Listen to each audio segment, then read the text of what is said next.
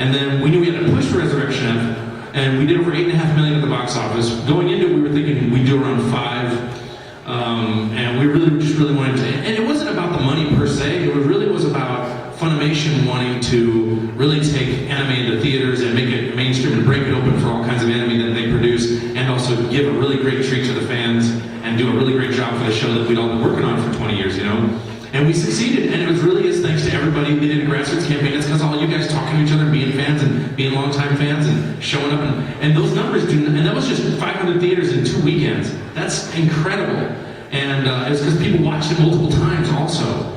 And Chris and I put our hearts, I know Chris worked his ass off on that. Chris, you didn't even hear from him. I don't think he saw his wife and kids. He was, you know, and I recorded my parts in 2 days, and Chris gave me this weird sleeping pill the night before the first session. And I do not, I'm very drug sensitive, and sometimes drugs work, and sometimes they don't. He goes, no, this will work great, trust me, it's gonna be great. And I go, and I wake up the next day, and I go in for my first suit, my Resurrection F session, and that drug is not worn off. I think it was an Ambien, and I don't know what it was. And I was like hallucinating. It was an Advil. Was it Advil? Yeah. Oh shit, well there, I'm very drug sensitive. And I'm looking at Chris like and he goes, why don't you just go? So we recorded a lot the first day, because maybe she go home. So then I got some really good sleep the next day, and then I just killed it on the second day. And I'm like, oh, thank God, because we had no other time to record. But we were surprised, we were pleasantly surprised, but we knew it was going to be a success. We just didn't think it would be twice the success almost that we thought it would be. Anyway, way over here, this guy, way over here, yeah. Really quick, what's your feeling on when you found out that Frieza got resurrected? Like, What about that? Like, what was your feeling like? Oh, Frieza came back. My feeling was, oh, come on, can we have a new villain? But I see, after I saw it, I see why they did it now. And Well, I see why they did Yeah. it, because Akira Toriyama, he wanted to end Dragon Ball Z after the Frieza saga. That was it. He wanted out. Like, he thought that was going to be the end of the series. So to him, he's like Harrison Ford in the last Star Wars trilogy. he's like, shit, still me, fucking real never this stuff. Yeah, I think that to him, Frieza plays a like important role for him. So it was really, I think that was just probably his favorite villain. So he decided that's what I'm doing. After I saw it, though, I didn't like it, yeah. We had probably the best thing happen to us though, and it was when the Japanese held their premiere of Resurrection F in Los Angeles.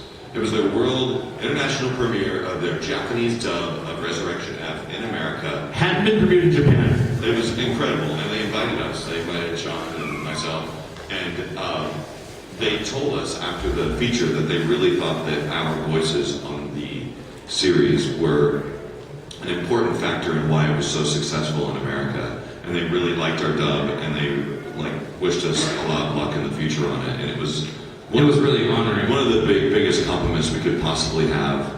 I sat right, and they insisted I walk the red carpet with Masako, sit down next to her and watch the film. That was incredible. It was incredible, and I was only, she doesn't speak much English, and I just asked her, I turned to her after the end of the movie, and I said, where's Chi-Chi? And in very broken English, she said, she's at home.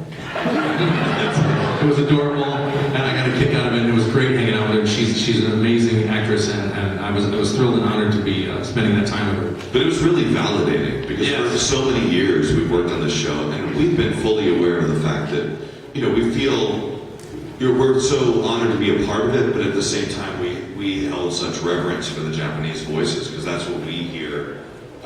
And those were the kind of the original voices on it, for them to acknowledge us as a dub cast, as official voices, as an English language option of a Japanese DVD, as an official option, like an official thing. It was pretty incredible. It was. It felt really good. It was very, very good. Yeah.